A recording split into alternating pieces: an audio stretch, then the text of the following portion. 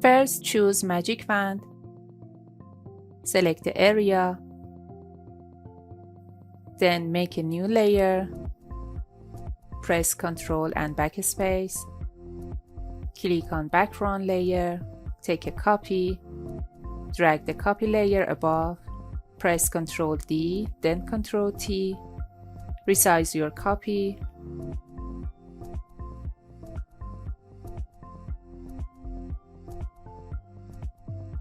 Right-click, select Create Clipping Mask. Then with holding Shift, select two layers and link layers together. I hope you enjoyed this video.